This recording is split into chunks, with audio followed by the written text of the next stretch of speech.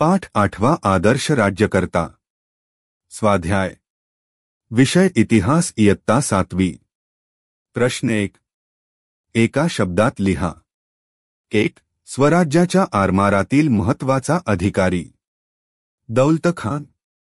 2. शिवाजी महाराजांवर काव्य रचणारा तमिळ कवी सुब्रमण्यम भारती।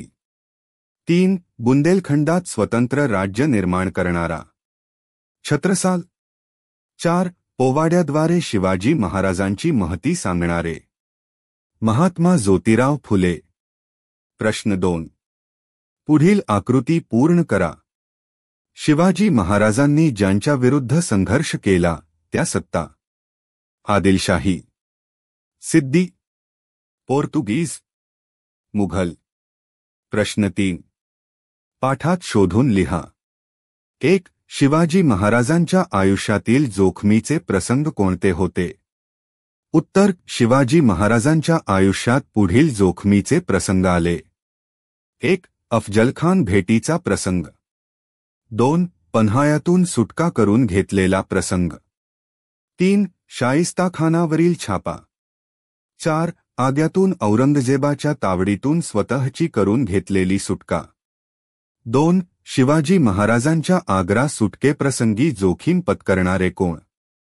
उत्तर: शिवाजी महाराजांच्या आग्रा सुटकेप्रसंगी हिरोजी फर्जंद आणि मदारी मेहतर यांनी मोठी जोखीम पत्करली. 3. रोहिडखोयाच्या देशमुखास शिवाजी महाराजांनी कोणती ताकीद दिली? उत्तर: रोहिडखोयाच्या देशमुखास शिवाजी महाराजांनी रयतेसंबंधी आपले कर्तव्य पार पाडण्याविषयी ताकीद दिली. रयतेची काळजी घेतली नाही तर मुघल सैन्य येईल, लोकांना कैद करेल आणि त्याचे पाप तुमच्या माथी बसेल. 4. शिवाजी महाराजांची कोणती प्रेरणा भावी पिढ्यांना आदर्श राहील? उत्तर: शिवाजी महाराजांनी केलेले स्वराज्यकार्य आणि स्वराज्याचे सुराज्यात केलेले रूपांतर यांची प्रेरणा भावी पिढ्यांना आदर्श राहील. 5. शिवाजीराजे पर्यावरणाची काळजी कशी घेत असत? उत्तर: 1. शिवरायांनी झाडे तोडण्यावर बंदी घातली होती. 2. गडावर इकडे तिकडे कचरा न टाकता तो परसात जाळून त्याची राख भाजीपाल्यांच्या रोपट्यांना टाकावी असे आदेश त्यांनी प्रजेला दिले होते. यावरून शिवाजीराजे पर्यावरणाची कशी काळजी घेत असत हे दिसून येते. प्रश्न 4. लिहिते व्हा, थोडक्यात उत्तरे लिहा. 1. रयतेचे नुकसान होऊ नये म्हणून शिवरायांनी सैनिकांना कोणती ताकीद दिली? उत्तर: रयतेचे नुकसान होऊ नये म्हणून शिवरायांनी आपल्या सैनिकांना पुढील बाबतीत सक्त ताकीद दिली होती. 1. शेतक्यांच्या शेतीतील भाजी देखील जबरदस्तीने घेता कामा नये. 2. सैनिकांच्या युद्ध हालचाली पेरणीच्या आड येता कामा नये. 3. शेतातील उभी पिके कापू नये. 4. शेतक्यांची घरे लुटू नये.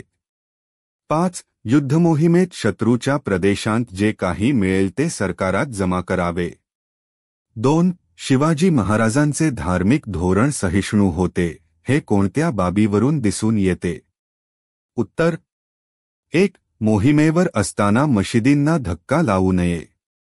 2. कुराणची प्रत हाती पडल्यास ती सन्मानाने मुसलमान व्यक्तीच्या ताब्यात द्यावी अशा आज्ञा शिवरायांनी आपल्या सैनिकांना दिल्या होत्या. 3. जिंकून घेतलेल्या प्रदेशातील धर्मस्थळांना मिळणाऱ्या सोयीसवलती त्यांनी पुढेही चालू ठेवल्या. 4. महाराजांनी आपल्या लष्करात अनेक मुसलमानांना सहभागी करून घेतले होते. 5. महाराज स्वराज्यातील मुसलमानांना आपले प्रजाजन मानित असत.